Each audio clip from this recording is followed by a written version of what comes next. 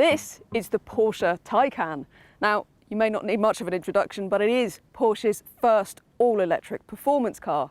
And to be more precise, what we have here is the Porsche Taycan 4S, which looks like it could really be the sweet spot in the range, because this is going to start from around about £83,000 in the UK, or if you want the Plus version that we've got here, which has got a bigger 93 kilowatt hour battery and a range of up to 288 miles, you're looking at closer to 90,000.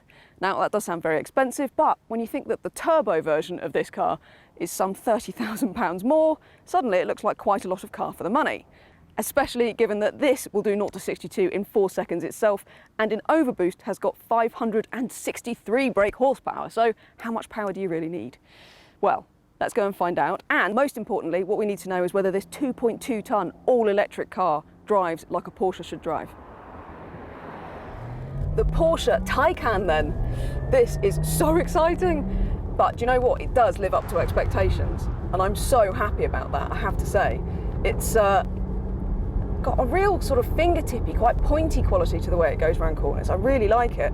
You wouldn't necessarily expect it of such a big four-door car as well, because don't forget, this isn't a 911, this is more Panamera sized. So it's never going to handle as well as a 911 because it's a much bigger car.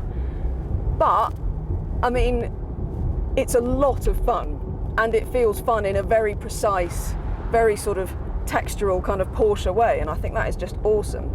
I'm in Sport Plus at the moment, and you can hear that amazing sort of spaceship noise in the background. I hope you're picking that up because I really like it. It's a really cool noise. I like the fact that it's unashamedly electric. And I have to say, it's just so much fun. It's got loads of grip, this car. Of course, it's four-wheel drive. It can portion torque wherever it needs it.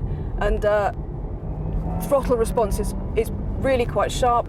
If I've got one area where I might say I feel like there could be some improvements, it's in the brake feel. It's quite easy to kind of brake a bit harder than you really intended to initially. It just takes a little bit of time to get used to how the brakes respond. But with familiarity, you do get used to it. That noise is great. And I think by electric car standards, it's probably actually the best brake feel going. It's just that by Porsche standards, I think some people might expect better. Still, the performance in this thing as well, given that, as I said, you know, the turbo is so much more money than the 4S, but you do not need any more power than this. So the Plus with the bigger battery actually gets more power as well, and more torque too. So this thing's got 650 Newton meters of torque. Who needs more than that? And 0 to 62 in 4 seconds, and it shifts. This thing absolutely eats up the miles. You just gain speed, but you don't even realise it. It isolates you quite well, this car, so you don't really get a sense of the speed you're doing always, which can be a bit dangerous actually. Even so, it's just a joy to drive. And then, of course, you can toggle back down through the modes, through sport and normal, and it's very quiet and very comfortable. Your air suspension is standard. This test car has got the optional four-wheel steer as well, which I think probably is worth adding, because like I said, the way this car handles is lovely. There's sometimes with four-wheel steer you get quite an inconsistent cornering response, but there's none of that in the Taycan. It's got really lovely, it's very easy to place on the road and to pick a line that you can follow through the corner. It's just lovely. Just so much fun. I'm just so happy that it's good. And the range is pretty good too. So the bigger battery Plus that we've got here, like I said, does a range of up to 288 miles, but I think that's very optimistic. I have been playing around a little bit on Porsche's range calculator that they've got on their website, which is really good. And I think in cold weather, with a bit of motorway miles and on 20-inch wheels, which reduces the range the car will do, they reckon that the 4S Plus will do about 220 miles, which seems quite realistic. So that's more than enough for most people, I think. And to be honest, I just think this is such a lovely car. And especially in this particular model, suddenly it seems like it's not a bad price either.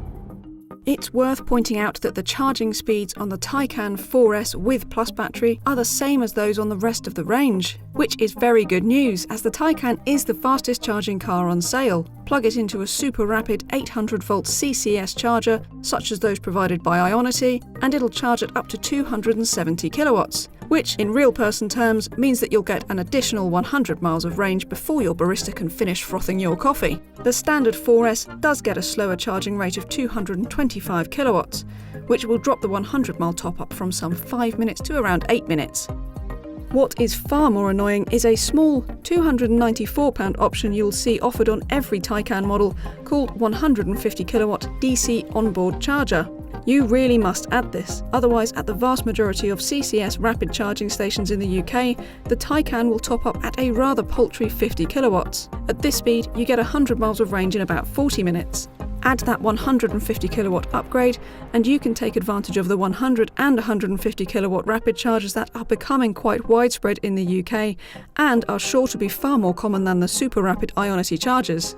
It is our biggest frustration with the Taycan that Porsche doesn't simply include this 150 kilowatt charging capability as standard. The question we needed to answer with this is, does it drive like a Porsche should drive? And I can say categorically that yes, it does.